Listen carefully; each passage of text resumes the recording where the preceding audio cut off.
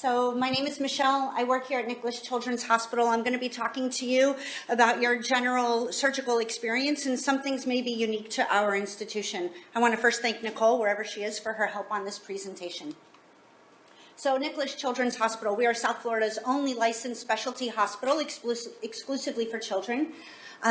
We have 289 beds here. We are very fortunate to have 3 phenomenal spine surgeons, 2 nurse practitioners, 4 nurses, all dedicated to the care of our surgical patients, as well as having a surgical floor dedicated to the care. So we average here 6 to 7 surgeries a week. Our nurses upstairs know exactly how to take care of your child. On the day of surgery, these are some of the ladies you may see in the OR. Before you go into the operating room, first thing we do is we take a shower with a special antibacterial soap. Then we go to a holding area where you and your family will be escorted. Before we go into the operating room, all our patients get what we call happy juice. And many patients in this room have received it. Can't share it with the parents, unfortunately. It's only for the patient. In the operating room, before we even start an IV, we really try to minimize harmful experiences here. So the first thing we do is we put all our patients to sleep with a mask. Okay, then everything else happens, which includes the IVs. Our anesthesia team, we have a team of 5 phenomenal anesthesiologists that are dedicated to spinal deformity. We have a neuromonitoring team dedicated to us as well to monitor your child's spinal cord, and then a catheter for urinating would be inserted as well. Surgery is underway. Nurse will call you or even come out to your room to give you the first update. We generally give 2 more updates after that, and the final update comes from the surgeon that'll come either to your room or the holding area and talk to you to let you know how the surgery went. For you all, it's going to feel a little bit like a 4-hour experience. For the patient, it's only going to feel like a minute. Once the surgery is complete, patient goes to recovery, where they'll be for about 45 minutes, and then they come back to their room. So after surgery, so immediately after surgery, we're focused on pain management. Our patients are on morphine via a PCA button. That's patient controlled, not parent controlled, okay? They'll also be on Toradol, which is like ibuprofen through an IV, and Neurontin.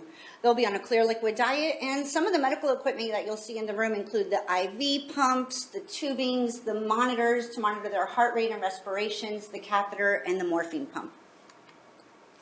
Post-op day 1. So day after surgery, we are already decreasing their IV pain medication. We're weaning them off of the morphine, and we're introducing them to oral pain medication, pills that they swallow. If your child can't swallow pills, that's okay. We'll crush it and mix it with a little bit of cherry syrup. Our first-line pain medication orally is called Percocet. It is a really great pain medication. It works for 3 to 4 hours for most patients. We'll start them on a regular diet so they can start eating whatever they want and they don't have to eat the hospital food. A lot of our patients bring donuts and cookies and brownies and everything they like. So, and we encourage that. Physical therapy also starts the day after surgery. So physical therapists are going to come to your room twice a day to get you out of bed and walking. The more you walk, the better you feel. And sorry if there are any boys in here, but girls usually walk farther than the boys. And then after walking, they all sit in a chair for at least 30 minutes. So here's one of our boys taking his first walk, and he was a real rock star. And I have a short video of one of our girls walking. Let me see if I can get this to play.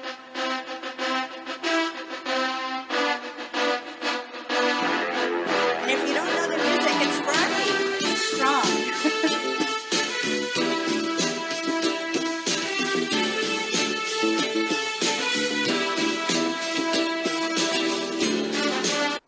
So I know we're short on time.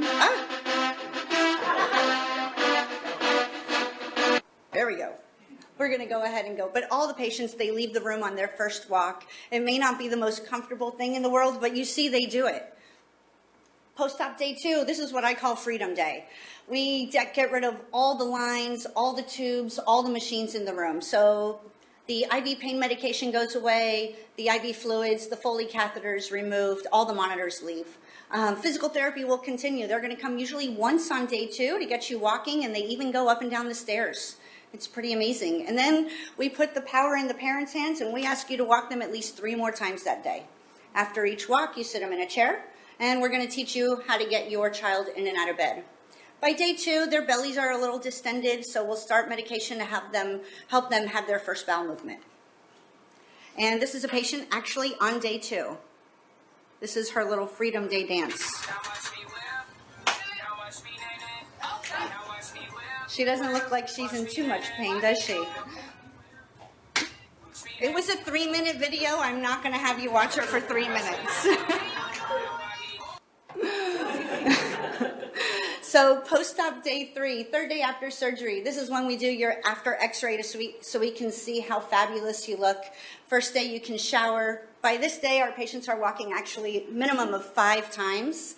And your nurse, the one who did all your pre-op teaching with you, is going to come upstairs and sit with you and do your discharge teaching. So if you haven't met Dr. George or Dr. Asgar, there they are.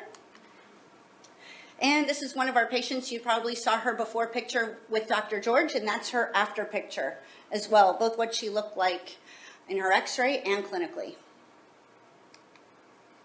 So most patients, probably 90% of our patients, are going home on the 3rd day after surgery, and about 10% are staying to day 4. We don't kick anybody out of the hospital. We're not giving anyone the boot, so it's when they're ready. So thank you very much from the team at Nicklaus Children's.